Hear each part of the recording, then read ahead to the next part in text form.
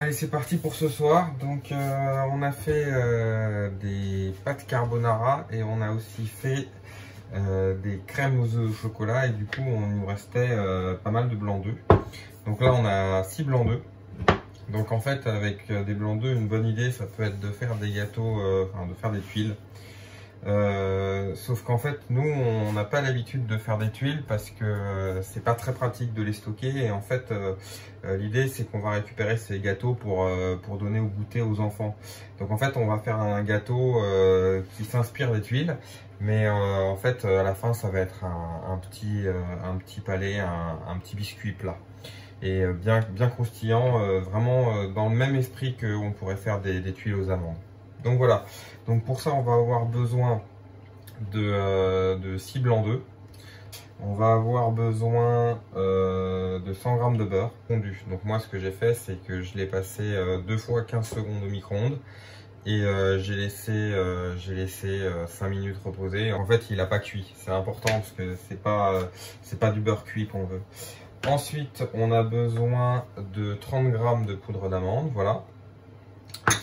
Voilà, on a besoin de 150 g de sucre pour donner le croustillant au gâteau. Donc c'est des gâteaux qui vont durer, si on les garde dans une boîte en métal, ils peuvent durer facile 2 semaines, 3 semaines. Donc vraiment c'est idéal pour faire des gâteaux pour les goûter. Donc moi, nous on fait ça à la maison et comme ça on peut amener à la sortie de l'école. Ils peuvent avoir 2 biscuits, c'est mieux que des biscuits, bon je ne citerai pas la marque, avec un tas d'additifs, de colorants et de choses qu'on n'a pas forcément envie de voir à l'intérieur. Et enfin on a aussi besoin de 90 g de farine. Donc voilà, l'étape numéro 1, c'est on prend le bol du robot. Alors moi je vais utiliser un robot, on peut utiliser un batteur à la main. Après si on est un damné on peut le faire à la main, mais à un moment donné la technologie aide bien. Donc on va prendre les blancs d'œufs. Voilà. On va ajouter le sucre en poudre dedans. Voilà. On va rajouter une pincée de sel. J'en ajoute pas beaucoup parce qu'en fait j'ai choisi un beurre salé, un beurre demi-sel.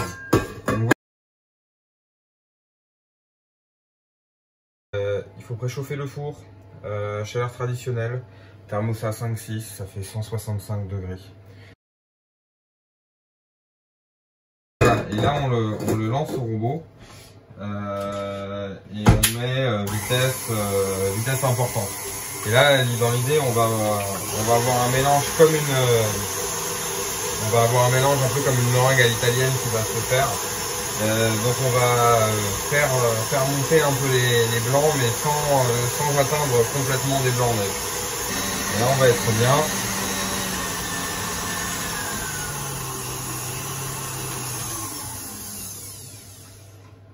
Donc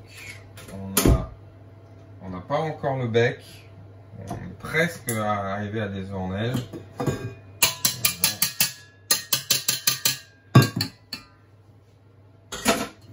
Je vous montre un peu la dégaine que ça a. Voilà, c'est presque, donc on a raffermi le mélange, mais on n'est pas encore sur la fermeté de blanc monté. Et ensuite, on va ajouter la farine et la poudre d'amande, et on va mélanger à l'aide d'un petit fouet. Donc, la farine, voilà, la poudre d'amande, voilà. Et puis on mélange au fouet.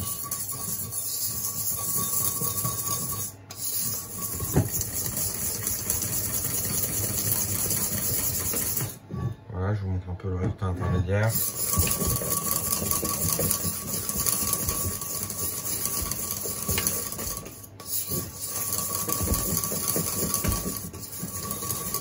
Voilà.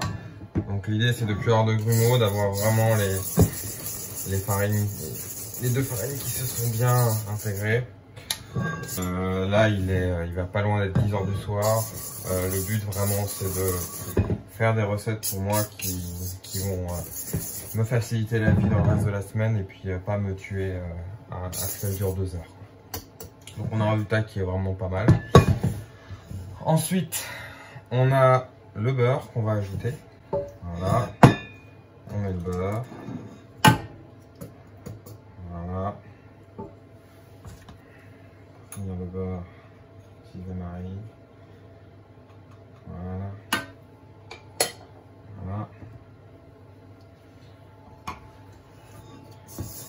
On intègre ça. Voilà. Voilà, on a un mélange qui est bien homogène.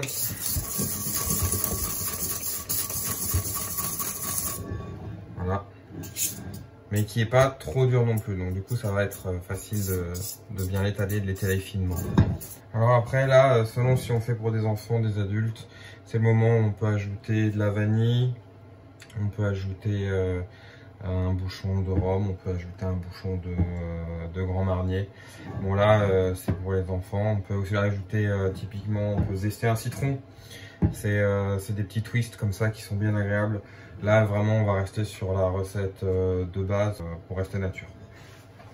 Donc la suite, on a notre préparation. Il nous faut une plaque à papier cuisson. Et on va quadriller et mettre une cuillère à soupe de pâte et l'étaler. Alors on va faire attention à espacer suffisamment la pâte de sorte qu'elle ne se colle pas entre elles à la cuisson. Donc voilà, une cuillère, on se met dans le coin et là on étale. Voilà, comme ça.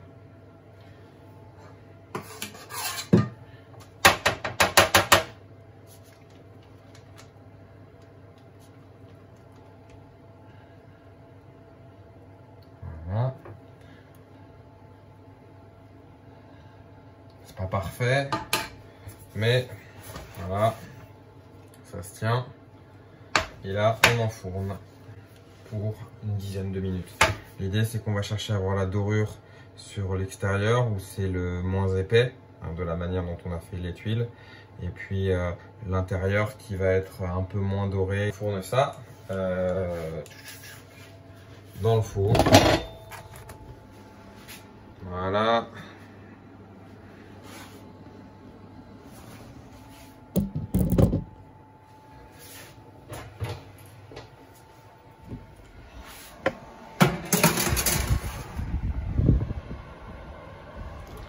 Voilà. Et on est parti. Donc on est 165 degrés pendant 10 minutes. Et voilà, ça fait un peu plus que 10 minutes qu'ils sont au four.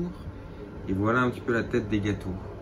Donc là, c'est à peu près ce qu'on cherchait. Donc croustillant sur l'extérieur et encore un petit peu jaune au milieu. Donc là, on va les sortir et puis on va regarder un peu ce que ça donne. Et là, il faut les sortir. Alors, si vous voulez faire des tuiles, donc là, c'est assez intéressant parce qu'on voit que on peut les sortir. Voilà, du papier. Et que là, ils sont encore un peu mous. Donc là, si on les sort vite et qu'on les met sur un rouleau de papier, enfin un rouleau à pâtisserie, ben on peut leur donner la forme des tuiles. Moi, je veux qu'ils restent plats. Donc ce que je fais, c'est que je prends une boîte en métal, puis je les sors de... Puis voilà.